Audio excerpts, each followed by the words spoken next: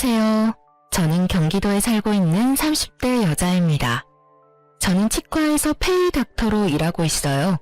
오늘은 오전 진료만 있는 날인데 진료를 끝내고 사연을 듣다 문득 저의 이야기도 들려드리고 싶어서 사연을 쓰게 됐어요. 긴 이야기가 될 수 있지만 잘 들어주세요. 잠시 집안 이야기를 하자면 부모님이 다 살아계신 남편과는 달리 부모님은 제가 어렸을 때 이혼하셨고 전 엄마가 키워주셨어요. 하지만 엄마와 보낸 시간은 길지 않았죠. 제가 중학생이 되던 해에 갑작스러운 심장 발작으로 인해 손 쓸 틈도 없이 돌아가셨거든요. 그때부턴 할머니와 이모가 저를 돌봐주셨고 할머니가 돌아가신 후론 이모가 결혼까지 하지 않으시고 저를 친딸처럼 애지중지 키워주셨어요. 사실상 전 고아였지만 이모의 넘치는 사랑을 받으며 고아라는 서러움 없이 잘 자랄 수 있었어요. 전 치과 의사가 되었고 선배 병원에서 페이 닥터로 지내고 있었죠. 그러던 어느 날 친구가 불러 나갔는데 그곳엔 친구의 지인들이 있더라고요. 그 자리에 남편이 있었고 대학 교수님이라고 하더군요. 첫 느낌은 나쁘지 않다 정도였어요. 술 한잔하며 이야기하다 보니 말이 잘 통한다고 느꼈고 남편 역시 그렇게 느꼈는지 자리가 끝날 때쯤 저에게 연락처를 물어보더군요. 저 역시 남편이 괜찮았던지라 연락처를 주었고 그렇게 연락을 주고받던 저희는 연애를 시작하게 되었습니다. 연애가 길어지니 자연스럽게 결혼 이야기가 오갔고 어머님 눈에는 고아인 제가 당신 아들보다 모자라도 한참 모자란다고 생각하셨는지 계속 트집을 잡으시더라고요. 워낙 사소한 것으로 잡힌 트집이라 자세히 기억도 나지 않네요. 아무튼 어머님은 계속 시비 가득한 트집을 잡으셨고 남편이 그럴 때마다 끊임없이 저의 편이 되어주며 저를 보호해 주었어요. 고아인 것이 전염병도 아닌데 생트집을 잡아대는 어머님을 보며 결혼은 망설이지 않았다면 거짓말이겠죠. 전 심각하게 결혼을 망설인 순간도 있었지만 적극적인 남편의 구애로 결국 결혼을 하게 되었어요. 어머님은 여전히 절 탐탁지 않아 하셨어요. 가끔 주말에 시댁에 가는 날이면 오직 남편만을 지켜세우느라 바쁘셨고 전 무시하기 일쑤였죠. 그날도 오랜만에 시댁 방문을 했고 전 갑자기 감기 기운이 올라 다른 때보다 컨디션도 좋지 않고 조금 날이 서 있었어요. 우리 교수님 오셨어? 어디 아픈 데는 없지? 네, 없어요. 전 괜찮은데 이 사람이 감기 기운이 있어서 컨디션이 안 좋아요. 오늘은 식사는 안 하고 그냥 갈게요. 감기? 그러면 쟤는 빼고 오지 그랬어. 아이 정말 안 되겠어. 아들, 넌 오늘 집에서 자고 가고 쟤는 얼른 집에 보내. 혹시라도 우리 아들 감기라도 옮으면 어떡해? 한 번은 그런 일이 있었어요. 결혼하고 얼마 지나지 않아 시댁에 가야 할 일이 있었는데 그때 전 몸이 좋지 않아 참석하지 못하고 남편만 보낸 적이 있었거든요. 병원에서 수액을 맞고 있는데 어머님이 전화와 노발대발을 하더라고요. 배운 것이 없어서 그렇다며 정상적인 어른이라면 해선 안 될 말까지 하시는데 그때 정말 싸울 기운이 없어 듣고만 있었더니 남편이 어머님께 화를 내는 소리와 함께 전화가 끊기더군요. 그 후 상황이야 듣지 않아도 뻔했고 이번엔 이런저런 소리 듣고 싶지 않아 꾸역꾸역 남편과 함께 왔더니 교수 아들 감기 걸릴까봐 방금 온 아픈 며느리는 집에 가라니요. 참 기가 막히더라고요. 저도 잘 알고 있었습니다. 어머님이 저를 탐탁지 않아 하신다는 것을요. 하지만 이런 대우를 언제까지나 참고 있을 수만은 없었습니다. 갈 때 가더라도 한마디 하고 가려는 찰나 저보다 더 화가 난 듯한 남편이 언성을 높이며 어머님께 쏘아붙이더라고요. 어머니, 제발 좀 그만하세요. 이 사람이 왜 이 몸을 해서 여기까지 왔는지 몰라서 물으세요?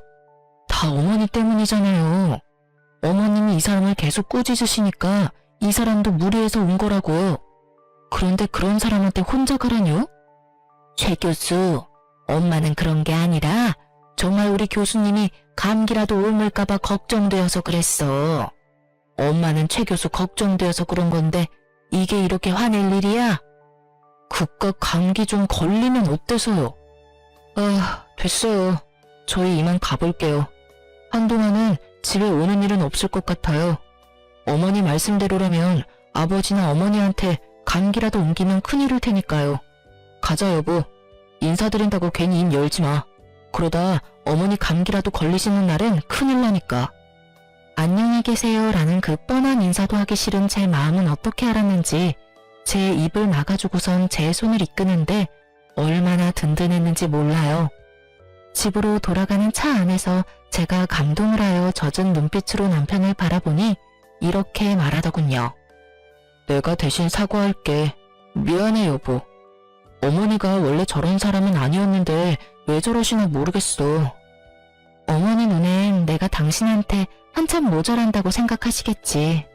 당신에 대한 자부심이 대단하시잖아. 당신 같은 여자가 어디 있다고. 내가 미안해, 정말. 아니야, 나 진짜 괜찮아. 아니, 괜찮아졌어. 사실 나 어머님께 따져 묻고 다신 시댁엔 발길도 안 해야지 했었거든? 그런데 당신이 나서서 그렇게 해주니까 속이 확 풀리는 거 있지? 우리 남편 역시 든든해. 매번 내 편 해줘서 고마워. 당연한 거지. 당신 마음 100번 이해해. 그래서 하는 말인데 굳이 무리해서 우리 집에 갈 필요 없어. 나의 아들이니까 어쩔 수 없이 가끔은 가야 하겠지만 당신은 당신 마음 가는 대로 해. 이런 대접 받으면서까지 며느리돌이 다 하라고 하고 싶은 마음은 없으니까. 알겠지? 이렇게까지 말해주는 남편을 보고 있자니 파혼하지 않고 결혼까지 하길 잘했다는 생각이 들더라고요. 지금 저의 눈에 비친 남편은 누군가의 아들이 아닌 완벽한 저의 편, 든든한 제 가족이었으니까요. 어쨌든 전 그날 이후 어머님의 연락은 일절하지 않았어요. 저를 탐탁지 않게 여기는 어머님께 갖은 아양을 떨며 잘 보일 생각이 전혀 없었기 때문이죠. 그저 최소한의 인간 도리만 하며 지냈어요. 그러던 어느 날 어머님이 연락도 없이 제가 근무하고 있는 병원으로 찾아오셨더군요. 제가 그리도 마음에 들지 않는다고 하시던 분이 또 의사 며느리는 자랑하시고 싶은 것인지 친구분들까지 대동하시고요. 어머님의 그런 행동이 참 이해가 되지 않더군요. 갑자기 밀고 들어온 것도 기가 차는데 그 뒤 이어지는 말과 태도는 더 어이가 없었어요. 어머님, 연락도 없이 무슨 일이세요? 치과에 왜 왔겠니? 여기 내 친구들인데 검진해야 한다고 해서 내가 데리고 왔다. 한번 살펴보고 치료해야 할 거 있으면 치료 좀 싹 해주렴. 떼인 돈 받으러 온 사람 마냥 다짜고짜 진료를 봐달라고 하는데 할 말이 없더라고요. 상황이 어찌되었든 일단 오셨으니 간단한 진료라도 봐주는 게 뭐 어떠냐 생각하는 분들도 계실 수 있겠지만 제가 근무하는 병원은 100% 예약제입니다. 이미 예약하신 분들도 기다리고 계셨고 수술 스케줄도 있어 중간에 끼워 넣을 수 있는 틈이 전혀 없는 상황이었어요. 어머님, 저희 병원은 예약제라서요. 이미 예약하신 환자분들이 기다리고 계세요. 오래 기다리신 환자분도 계셔서 먼저 해드리는 건 곤란하고요. 일단 예약하신 환자분부터 진료 좀 할게요. 뭐? 그런 게 어디 있니? 가족이 왔으면 가족 먼저 해줘야지. 넌 그 정도 유도리도 없니? 난 절대 기다릴 생각 없으니 예약이고 뭐고 얼른 우리부터 해줘. 해달란 말이야. 그렇게 우기셔도 안 되는 건 안 돼요, 어머님. 일단 여기 실장님하고 상담하셔서 예약 먼저 해주세요. 우겨? 너 그게 무슨 말본새야? 이렇게 된 이상 난 무슨 일이 있어도 오늘 진료 보고 갈 테니 그런 줄 알아. 얼른 내 친구들 봐주지 못해? 나이도 지긋하신 분이 어린아이처럼 우겨대는데 말 그대로 미쳐버리겠더라고요. 무력으로라도 쫓아야 하나 남편에게 연락해야 하나 고민이 많아지는 순간 예상치 못한 도움을 받게 되었어요. 모든 상황을 지켜보던 예약 환자분들이 나서서 저의 편을 들어주기 시작하시더라고요. 정말 못 듣고 있겠네. 여기 기다리고 있는 사람들 안 보여요? 그러게요. 요즘 저런 시엄마가 어디 있어? 며느리 일하는 병원에 와서 이런 행패가 어디 있어? 아유, 난 다 모르겠으니까 순서나 꼭 지켜주세요. 다 아파서 오는 사람들인데 가족이고 나발이고 그런 게 어디 있어요? 그러니까요. 이게 무슨 민폐야? 의사 며느리 업고 다녀도 모자랄 판국에 일하는 직장까지 찾아와서 나 같으면 당장 이혼하지. 저걸 어떻게 참아? 선생님, 그러지 말고 이혼하세요. 내가 좋은 남자 소개해 줄 테니까. 선생님 정도면 남자들 줄 선다고요. 이윽고 이혼이라는 말까지 나오니 시모의 얼굴이 홍당무가 되어버렸더군요. 상황이 이렇게 돌아가자 시모는 아무 말도 하지 못하고 친구분들이 나서 거듭 죄송하다고 하며 시모를 끌고 나가시더라고요. 그 후로도 환자분들이 제 편을 들어주시는데 민망하기도 하고 통쾌하기도 했어요. 그렇지 않아도 바쁜데 시모와의 실랑이로 시간이 더 지체되었던 터라 정신없이 쉬지도 못하고 진료 마치고 집으로 돌아가는 길, 시모한테 연락이 엄청 많이 와 있더라고요. 전화도 전화였지만 문자도 엄청나게 와 있더군요. 물론 내용은 떠올리고 싶지도 않은 내용이었고요.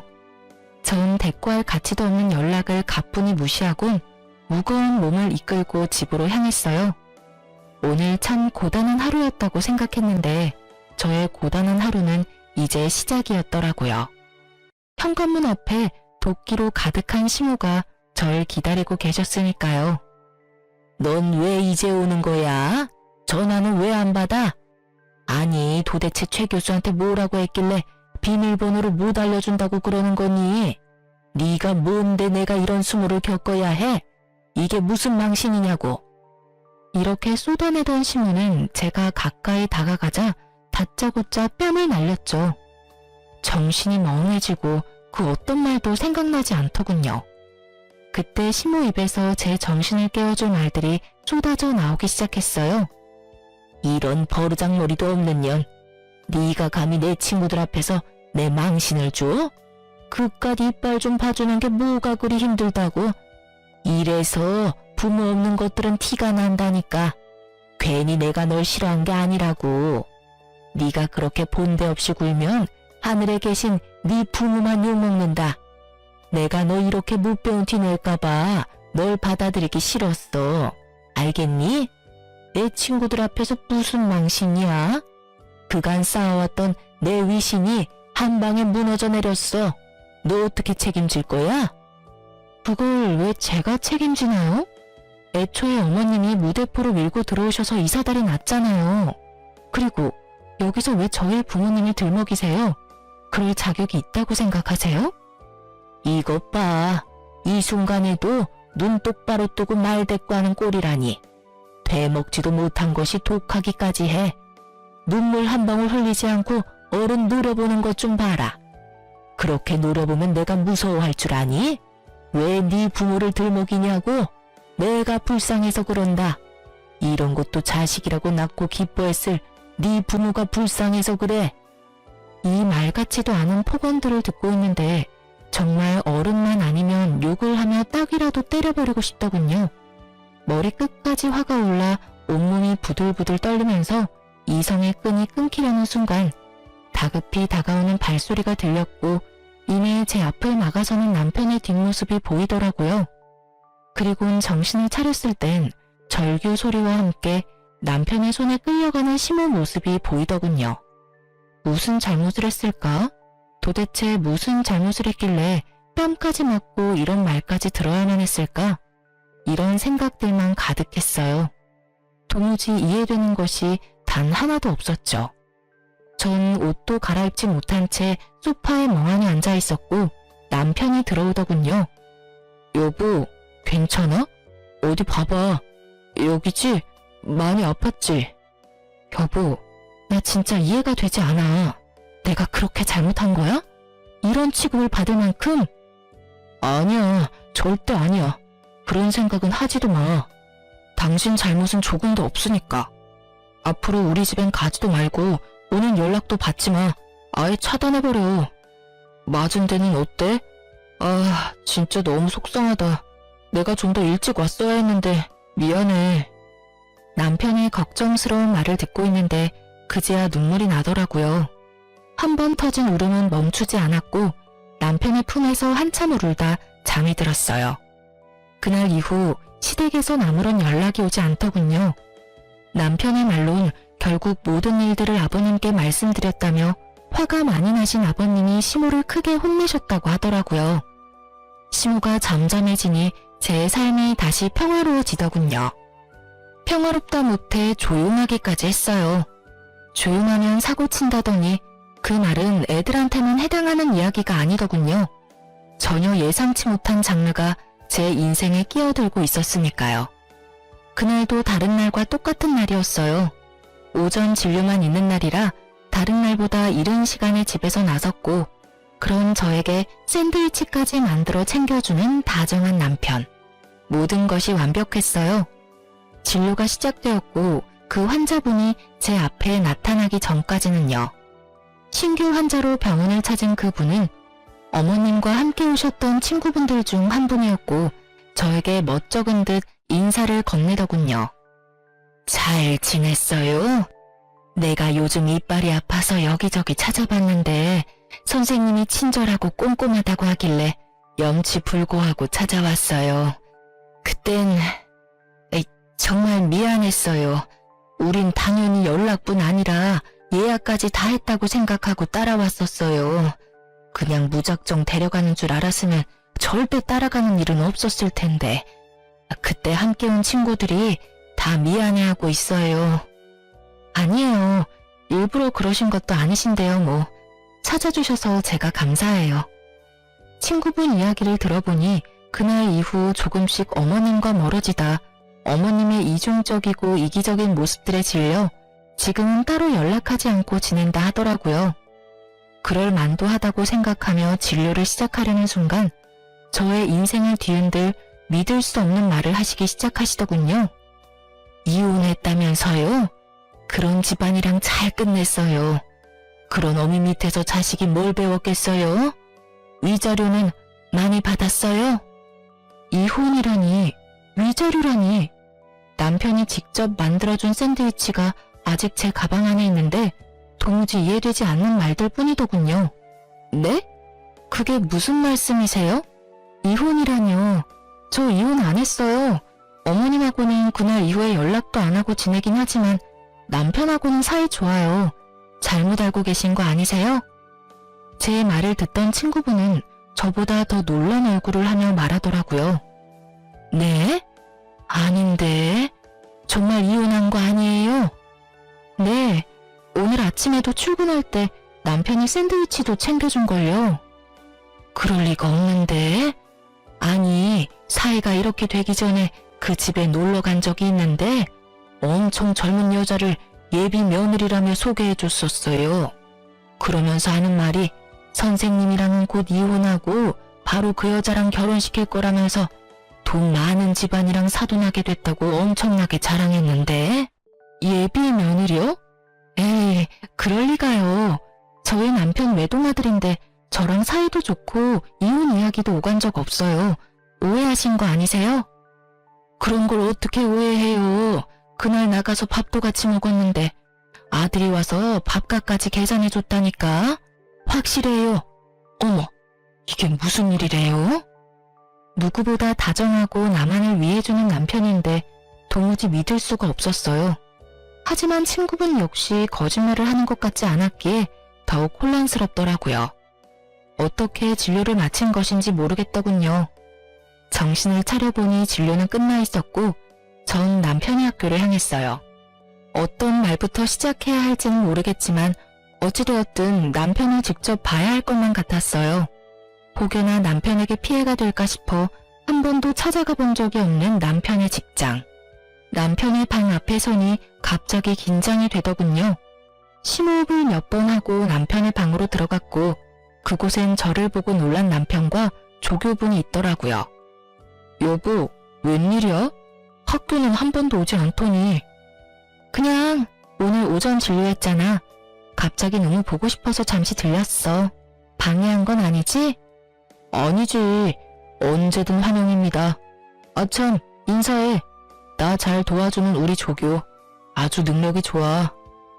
아, 안녕하세요. 처음 인사드리네요. 저희 남편 잘 부탁드려요. 네, 안녕하세요. 조교분과 인사를 나눈 후 전 남편의 눈치를 살폈어요. 분명 평소와 같은 다정한 남편인데 그런 말을 들어서인지 왜인지 모르게 더 안절부절 못하는 것처럼 보였고 더욱 제 눈치를 살피는 것처럼 보이더군요. 그러면서도 내 남편은 그럴 리가 없다고 강하게 믿으며 집에서 보자고 말을 건넨 뒤 돌아서는 찰나 저의 마음은 무너져 내리고 말았어요. 조교의 손에 끼인 반지 때문이었어요. 그 반지는 분명 제가 아는 반지였어요. 얼마 전 남편의 서재를 청소하다 발견했던 디자인이 특이한 반지. 디자인이 워낙 평범하지 않아 정확히 기억하고 있었어요. 곧 다가올 두 번째 결혼 기념일을 대비해 남편이 특별히 절 위해 준비한 깜짝 선물이라고 생각했었기에 더욱 잊을 수가 없었죠. 전 최대한 태연한 척하며 그곳에서 나와 집으로 돌아왔어요. 반지를 보고도 이때까진 모든 것을 부정했던 것 같아요. 그럴 리가 없다고, 내 남편이 그럴 리가 없다고 끊임없이 되뇌고 있었죠. 그러던 와중에 번뜩 서재에 있는 남편의 노트북이 스쳐 지나갔고 저의 예상대로 잠금도 걸려있지 않을 뿐더러 카톡까지 자동으로 로그인이 되어 있더군요. 평소 제가 워낙 이런 것에 관심도 없었고 제가 남편을 얼마나 신뢰하고 있는지에 대해 누구보다 남편이 더욱 잘 알고 있으니 남편도 방심했던 거죠. 저는 아주 천천히 단 하나도 놓치지 않고 대화들을 살펴보았고 학교에서 보았던 조교와의 대화를 발견했어요. 대화의 내용은 외도를 증명하기에 부족함이 없는 더러운 내용들이 가득했고 친구분의 말씀대로 이미 시댁을 오가며 결혼한 사이처럼 지내고 있더군요. 25살, 상간녀의 나이였어요. 보기에도 젊어 보인다고 했는데 정말 어리더군요. 모든 내용이 경악 그 자체였지만 가장 저를 화나게 했던 건 이모에 대한 멸시였어요. 상견례 날 이모는 상견례 장소가 주차하기 힘든 곳이란 걸 아시곤 2대의 차 중 경찰을 끌고 오셨었고 그것을 본 남편이 이모를 대놓고 무시하고 있더라고요. 상견례 때 옷은 그런 대로 차려입었길래 그래도 돈은 좀 있는 집안인가 했더니 상견례 끝나고 보니까 경차 타고 가더라니까. 내가 얼마나 황당했는 줄 알아? 아마도 그 옷도 다 빌려 입었거나 짝퉁일 거야. 다시 생각해보니까 가방도 좀 조잡했던 것 같기도 하고. 그러게 왜 그런 고아랑 결혼했어? 만나다 보니까 그렇게 됐지. 그렇게 없는 집인 줄 몰랐다니까. 그러면서 꼴에 치과 의사라고 콧대는 얼마나 높은지. 어머니는 어머니대로 날리고 와이프는 와이프대로 날리고 나도 중간에서 지쳤어. 손이 떨리더군요. 저렇게 생각하는지는 꿈에도 몰랐으니까요. 평소 이모한테 저보다 더 자주 연락하고 잘하던 사람이 바로 남편이었어요. 그렇기에 제가 받은 충격은 더욱 컸죠. 정말 상상도 못한 일이었어요. 남편은 외박은커녕 늦는 법이 없었고 주말 역시 온종일 저와 시간을 보냈었으니까요. 상대가 학교에서 늘 함께하는 조교라는 사실을 몰랐다면 아마 전 끝까지 아니라고 남편을 믿어줬겠죠. 전 떨리는 손을 겨우 진정시키고선 대화 목록들을 다 살펴보았고 경악스러운 것은 여기서 끝이 아니더군요. 어머님과 나눈 대화도 남아있었는데 그곳엔 저에게 앞으로 절대 연락도 하지 말고 오늘 한 이야기는 절대 아버님에겐 티내지 말고 기다리라고 하더군요. 만나는 여자애는 조만간 보여주겠다고요. 날짜를 보니 어머님이 제 뺨을 날린 날이었는데 내용을 보아하니 그날 집으로 모셔다 드리며 외도 사실을 알린 것 같더군요. 충격에 빠진 제 머리와는 달리 손은 부지런히 대화 내용을 저장하고 있었고 전 증거를 더 모으며 때를 기다리기로 했어요. 그러면서 이모에게 모든 사실을 알렸죠. 이모, 내 남편 아니 이 빌어먹을 놈이 바람 피우고 있어. 그것도 25살 조교랑. 자세한 이야기는 만나서 이야기해 줄 테니까 우선 내가 뭘 해야 하는지부터 말해줘. 뭐? 그게 사실이야? 이 새끼를 진짜. 너 모은 증거 이모한테 다 보내고 사소한 거라도 다 모아놔. 내가 그놈 가만두지 않을 테니까. 이모는 이모대로 전 저대로 이혼을 준비하기 시작했어요. 전 아무렇지 않은 척 남편을 대했지만 생각보다 그건 참 힘든 일이더라고요. 특히 한 침대를 쓰는 것만큼은 도저히 할 수가 없어 가짜 기침을 해대며 감기를 핑계로 각방을 쓰자고 했어요. 여보, 나 아무래도 간호사한테 감기가 옮았나 봐. 컨디션도 심상치 않은 게 독감으로 이어질 것 같은데 한동안은 우리 각방 쓰자. 혹시나 당신까지 아프면 큰일 나. 아무리 그래도 각방은 좀 그렇지 않을까? 가족이라곤 우리 둘뿐인데 둘 중 한 사람이라도 멀쩡해야 병간호를 하지. 그렇긴 하지. 알겠어. 그럼 내가 서재 가서 잘 테니까 당신이 방에서 편하게 자. 저의 권유에 남편은 흔쾌히 알겠다고 하며 서재로 가더군요. 그렇게 전 혼자 방을 쓰며 이것저것 이혼을 준비했어요. 일단 병원을 쉬기로 했어요.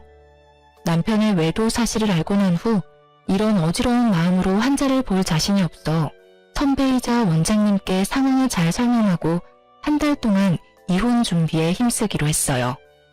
외도로 인해 이혼을 준비하는 사연들을 들어보면 흥신소를 많이들 활용하시던데 전 그럴 필요도 없었어요. 상간녀가 친절하게 SNS에 다 올려주었으니까요. 올린 사진들을 훑어보니 남편과의 외도를 자랑하고 싶어 안달이 나 있더군요. 그래도 남의 시선이 신경 쓰이긴 했는지 남편의 얼굴만은 교묘히 가리긴 했지만 아는 사람이 보면 충분히 남편임을 알 수 있겠더라고요. 거기에다 예비 시댁, 예비 시어머니라며 어머님 얼굴 사진도 있더군요. 1년 가까이 된 것 같았어요. 남편과 만나기 시작한 기간이요. 집도 친구분에게 들은 것처럼 잘 사는 듯 했고요. 이 모든 것을 SNS 통해 다 알게 되었으니 굳이 흥신소를 거칠 필요가 없었겠죠? 어려서 그런지 거의 실시간급으로 사진들이 올라오는데 상간녀에게 고마운 마음마저 들더군요. 전 때를 기다리며 SNS를 계속해서 주시했고 올라오는 게시물을 통해 복수의 날이 정해졌죠. 그런 와중에도 남편은 변함없이 저에게 잘해주었는데 그런 모습이 더욱 소름이 끼치더군요. 정확히 일주일 뒤 결전의 날이 왔고 이모와 저는 그 인간들이 모인 장소를 향했어요. 그곳은 다름 아닌 남편과 상간녀의 상견례 장소였는데 여전히 친절한 상간녀가 자신의 SNS 계정에 고급 한정식 식당의 사진과 함께 상견례 정확한 날짜와 시간까지 언급해 너무나 쉽게 알 수 있었죠. 거의 결혼식 못지않게 자랑질을 해대는데 이 정도면 병 아닌가 싶더라고요. 저와 이모가 문을 열고 들어가자 남편은 크게 당황한 표정이 역력하더군요. 그건 어머님과 상간녀도 마찬가지였고 단 한 사람, 아버님만이 이게 무슨 일이냐는 표정으로 말씀하시더라고요. 이게 무슨 상황인 거야? 이혼한 네가 여기 무슨 일이야? 보아하니 아버님은 제가 이미 남편과 이혼을 했다고 알고 계신 것 같더라고요. 그래서 친히 모든 상황을 알려드렸죠. 아버님, 저 이혼 안 했어요. 아니, 얼마 전까진 제가 이혼할 거란 생각도 못했는걸요. 저도 얼마나 놀랐는지 몰라요. 당사자도 모르는 이혼이 진행되고 있었다니까요. 사실 아버님의 잘난 교수 아드님이 저 몰래 바람까지 피우고 있더라고요. 거기에다 저랑 결혼한 지 2년밖에 안 됐는데 저 여자랑 바람 피운 건 1년이나 됐더라고요. 제가 저딴 놈을 믿고 결혼하면 잘했다고 생각하고 살았으니 제 발등 제가 찍었죠 뭐. 이것까지도 충분히 기가 차는데 이혼도 안 한 남편이 다른 여자랑 이런 상견례 자리까지 만들었으니 제가 안 찾아오고는 못 베기겠더라고요. 그래서 이 모든 상황을 뒤집어 엎으려고 오게 됐어요. 제가 딱 이렇게 말하니 시모가 자리에서 벌떡 일어나 노발대발하시며 상황을 무마시켜보려 노력하더군요. 너 그 입 다물지 못해? 여기가 어딘 줄 알고 찾아와서는 헛소리야. 여보, 저 물건 말 믿지 말아요. 아니, 듣지도 말라고요. 사돈, 들을 필요도 없는 말입니다.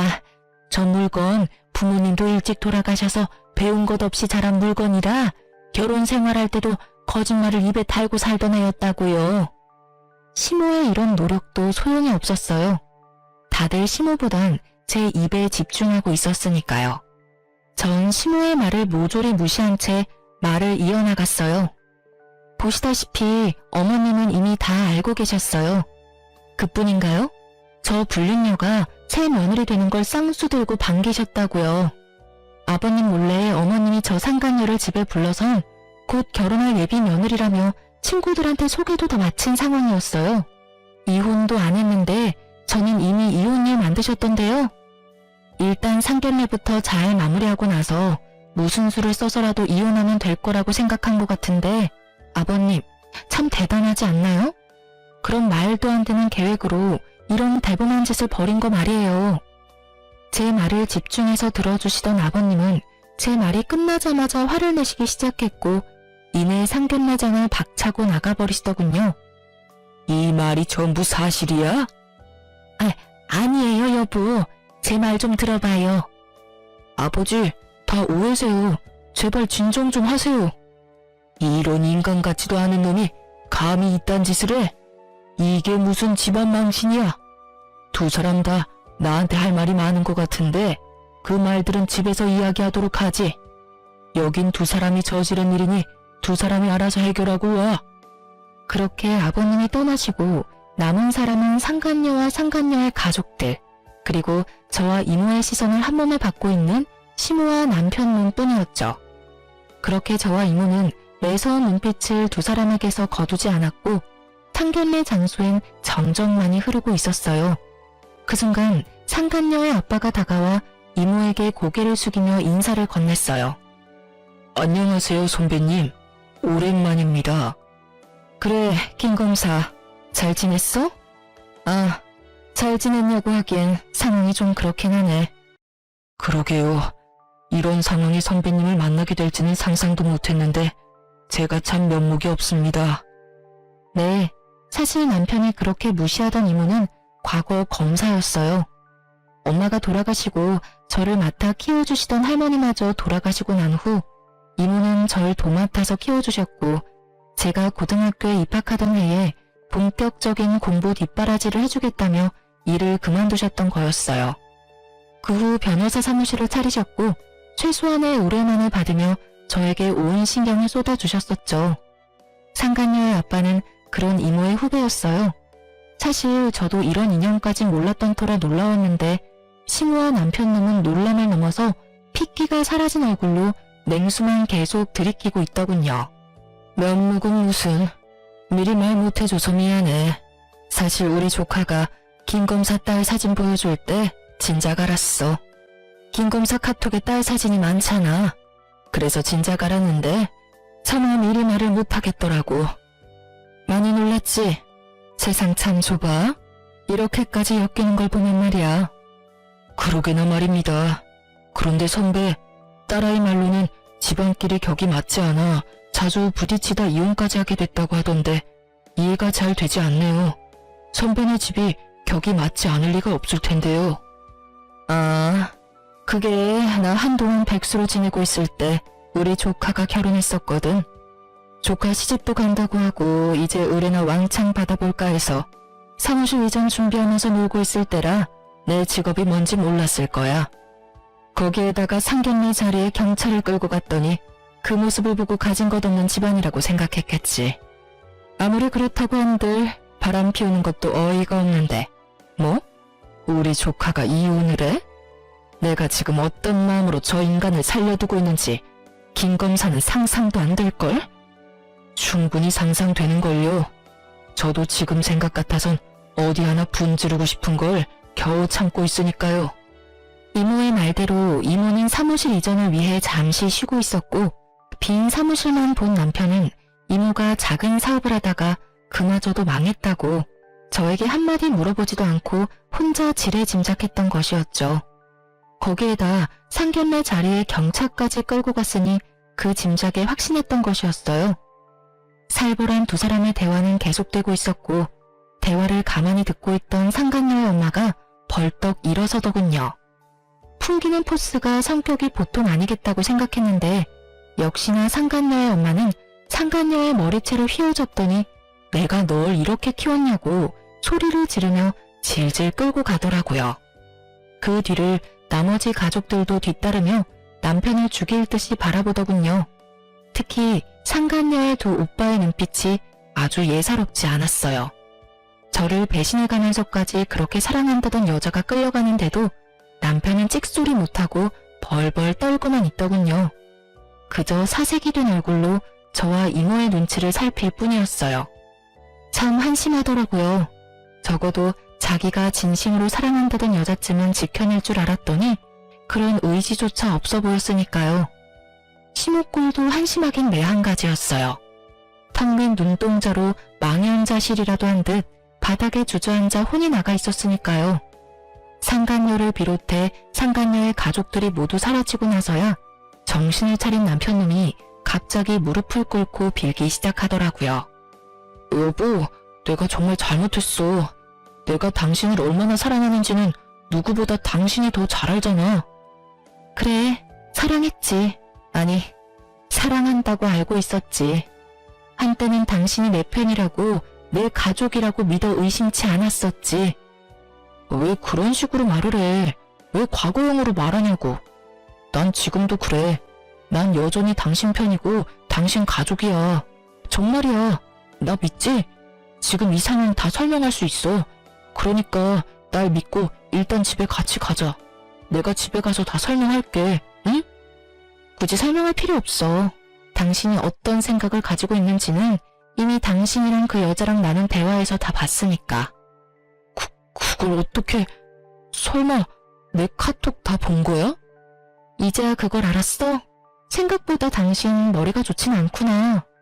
당신을 단 한 번도 의심하지 않은 나도 나지만 당신도 어떤 면에선 참 대범하다니까. 바람 피우는 사람이 어떻게 그 빼도 박도 못하는 증거를 집에 버젓이 둘 수가 있어? 뭐 그 덕분에 난 쉽게 여기까지 올 수 있게 됐지만 어찌되었든 당신 진심 따위 잘 알았고 당신은 내 편, 내 가족 다 해. 난 이제 당신 가족 같은 거 하지 않을 생각이니까. 우리 이혼하자. 여기 이혼 서류. 도장 예쁘게 찍어서 법원에서 봐. 그렇게 전 이혼 서류를 건네고 이모와 그 자리를 벗어났고 이모가 타고 온 외제차에 올라타 버렸어요. 사실 이모가 소유하고 있는 외제차는 길 가면 누구나 쳐다볼 법한 2억이 넘는 고급 외제차였어요. 하지만 운전하기가 불편하기도 하고 주변 사람들이 쳐다보는 게 신경 쓰인다는 이유로 매일 2천만 원짜리 경차를 타고 다니셨어요. 값이 10배나 차이 나는 외제차를 이모가 턱하니 여는 모습에 남편놈 눈알이 튀어나오려고 하더군요. 어찌나 볼만하던지. 뒤늦게 시모와 남편놈이 쫓아와 급하게 창문을 두드리기 시작하더군요. 당신 이 차는 뭐야? 이렇게 좋은 차가 아니었잖아. 아, 그 당신이 중고차니 뭐니 하던 경차? 그것도 이모차고 이것도 이모차야. 우리 이모 차 2대 쓰셔. 왜 날 속인 거야?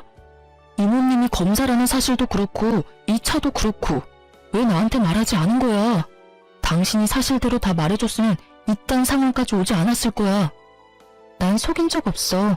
당신이 묻지 않았잖아. 당신이 혼자 온갖 상상으로 우리 이모 거지 만들기 전에 단 한 번이라도 나한테 물어봤으면 난 다 말해줬을 거야. 내가 묻지 않는다고 아무 말도 하지 않는 게 말이 돼? 처음부터 날 속이려는 거였잖아. 묻지도 않는데 내가 왜 구구절절 설명해야 해, 굳이. 그렇게 억울해하지 마. 누가 보면 내가 당신 속이고 바람이라도 피운 줄 알겠어. 그리고 이왕 안 김에 한 가지 더 말해주자면 우리 이모 앞으로 받은 유산도 꽤 많아. 왜 그 있지? 졸부. 우리 이모가 능력도 좋은데 졸부야 졸부. 그러면 이만 가볼게. 법원에서 보자. 이모의 후배이자 상간녀의 아빠가 딸을 통해 전해 들은 가짜 이혼 사유에 대해 믿지 못하는 이유는 따로 있었죠. 저의 외가는 대대로 부유했고 할머니가 돌아가시며 하나 남은 자식이었던 이모에게 재산을 다 남기고 떠나셨으니 집안 격이 맞지 않다는 사유는 애초에 상간녀의 아빠가 듣기엔 말이 되지 않을 수밖에요. 이런 사실을 전혀 몰랐던 남편은 저보다 훨씬 어리고 검사 집안의 막내딸 상간녀에게 홀라당 넘어갔던 것이었죠. 마지막 말까지 전했겠다. 이모는 후련한 마음으로 차를 출발시켰고 사이드 미러를 통해 본 두 사람의 모습은 정말 통쾌 그 자체였어요. 시모는 그 자리에 주저앉아 울고 있었고 그놈은 허탈한 듯 실수를 터뜨리고 있더군요. 그렇게 남편과 법원에서 만나 이혼 서류를 제출했습니다. 구질구질하게 끝까지 매달릴 줄 알았던 전 남편은 자신이 생각해도 전혀 가능성이 없다고 느낀 것인지 생각보다 더 순순히 이혼을 해주더군요. 물론 제가 원하는 조건도 다 들어주었고요. 원하는 조건이라고 해봤자 빠른 이혼과 위자료뿐이긴 했지만요. 그리고 가장 큰 고민이었던 상간녀 소송은 진행하게 되었어요. 사실 이모 지인의 딸이라 어떻게 해야 할까 고민을 했는데 상간녀의 엄마에게 연락이 오더라고요. 다름이 아니라 상간녀 소송 고민하고 있다는 말을 애 아빠한테 전해들어서요. 네, 아무래도 이모랑 아신다고 하니 제가 소송까지 하기가 좀 그래서요. 굳이 제가 소송까지 하지 않아도 충분히 부모님께서 벌을 주실 것 같기도 했고요. 그러지 말고 진행하세요. 네? 상간녀 소송하셔도 됩니다. 애 아빠와 전 죄를 지었으면 벌 받아야 한다고 생각해요. 제 딸이지만 그쪽한테 씻을 수 없는 죄 지은 게 분명하고 제 딸이라고 해서 아빠의 인맥을 이용해 그 벌을 피하게 할 생각 전혀 없습니다. 그러니 상간녀 소송 진행할 생각이었다면 그냥 진행해달라고 부탁드리려고 전화했습니다. 그렇게 전 상간녀 소송도 진행했고 당연히 승소했습니다. 그 뒤로 두 옆놈은 어떻게 됐냐고요? 일단 상간녀의 소식은 이모에게 전해들었는데 상간녀는 집과 인연을 끊고서라도 전 남편과 결혼하겠다고 고집을 피웠다고 하더라고요. 아무리 고집을 피워대도 부모님들이 설득되지 않자 결국 짐을 싸서 전시댁으로 가버렸고 그런 상간녀를 전시댁에서도 받아주지 않았다고 하더라고요. 그랬겠죠. 집을 버리고 온 상간녀는 더는 매력적인 며느리감이 아니었을 테니까요. 그저 가진 것 없는 어린 여자일 뿐이었을 테죠. 그렇게 버림을 받고 집으로 돌아온 상간녀는 그제야 큰 후회와 반성을 하고 있다고 하더군요. 그 반성이 진심인지는 저는 알 수 없지만요. 그리고 전 남편 역시 난리가 났다고 들었어요. 그 눈빛이 예사롭지 않던 두 오빠는 동생이 큰 잘못을 저지르긴 했으나 동생이 그렇게 사랑한다고 하니 참고 있었는데 가족과 영까지 끊어가며 사랑 찾아 떠난 동생이 결국 시댁에 버림받고 돌아왔으니 두 오빠는 더 이상 참을 이유가 없었죠. 학교로 찾아가 난동을 피웠다고 하더군요. 그 덕분에 조교와의 외도 사실이 학교에 소문이 쫙 나버렸고 전 남편은 볼 것도 없이 보직 해임이 확정된 상태라고 하더군요. 다른 것도 아니고 조교와의 불륜 스캔들이니 그 소문을 잠재울 순 없을 테니까요. 전 치과에 다시 출근했고 이혼 의사 확인서도 제출했네요. 비로소 그 끔찍한 인간과 호적도 따로 쓰게 되었어요. 전 이혼하기 전과 다름없이 잘 지내고 있어요. 며칠 전 저의 은인과도 같은 친구분이 치료를 마무리하시기 위해 오셨는데 이번엔 통쾌한 소식을 가지고 오셨더라고요. 전 시모도 이혼당하게 생겼다며 저보다 더 신나서 말씀하시더군요. 글쎄, 미순이도 이혼당하게 생겼잖아요. 그 자랑자랑하던 교수 아들이 그 대단한 교수직에서 잘렸잖아요. 그때도 난리였다지. 왜 그런 소문은 얼마나 빠르게 퍼져. 그년 오빠들이 학교로 찾아와서 아주 죽기 직전까지 패놨다고 하던데 그 꼴을 본 미순이 남편이 꾸역꾸역 참고 있던 화가 폭발해서 둘 다 내쫓아버렸대요. 그 동네 사는 다른 친구가 말하기론 신발도 제대로 못 신고 쫓겨나서 울고불고 빌고 난리였다는데 내가 그 꼴을 직접 못 봐서 얼마나 원통하던지. 그나마 미순이 옹호하던 친구들도 상황이 이렇게 되니까 혹시나 자기한테 빌붙을까봐 다들 연 끊고 지낸다고 하더라고요. 그러게 귀한 남의 자식한테 그딴 짓 하는 게 아니지. 벌 제대로 받았어요 아주. 이야기를 듣고 있는데 그야말로 완벽한 결말이라고 생각했네요. 전 친구분께 끝까지 감사하다며 제 진심을 전했어요. 이분이 아니었다면 전 감쪽같이 남편의 소름 끼치는 연기에 속아 이혼당하는 그 순간까지 손 한 번 쓰지도 못하고 꼼짝없이 당했을 테니까요. 그것뿐인가요? 그 연놈이 행복하게 살아가는 꼴을 지켜만 보고 있었을 생각만 해도 오장육부가 뒤틀리는 기분이네요. 어쨌든 전 진심을 전하며 또 치료할 일이 있으시다면 꼭 연락 달라고 했어요. 물론 비용은 받지 않았어요. 제 사비라도 들여 치료를 해드릴 생각이었는데 모든 사실을 알고 있는 원장님이 왜 제 돈을 쓰냐며 그분은 앞으로 평생 진료 공짜라고 해주시더군요. 남편 하나 잘못 골라서 그렇지 제 주변엔 저를 사랑하고 아끼는 사람이 많았구나 하고 깨달았네요. 요즘 전 이모의 옆집으로 이사해서 거의 함께 살다시피 하고 있어요. 끼니도 함께 해결하고 이모가 제 집으로 와서 잠도 자주 자고 가고요. 그럴 바엔 같이 살지 왜 하필 옆집인지 궁금해하시는 분들이 계실 텐데요.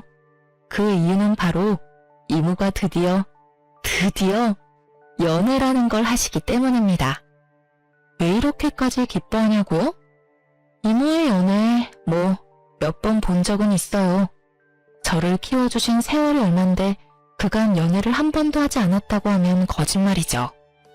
연애를 하긴 하셨는데 지금처럼 진지하고 느낌이 좋은 이모의 연애는 처음 본지라 요즘 제가 더 설레고 있답니다. 기대하는 바가 아주 커요. 2024년 올해 저의 계획이자 바람은 이모 뒷바라지를 부지런히 해 시집 보내는 것이에요.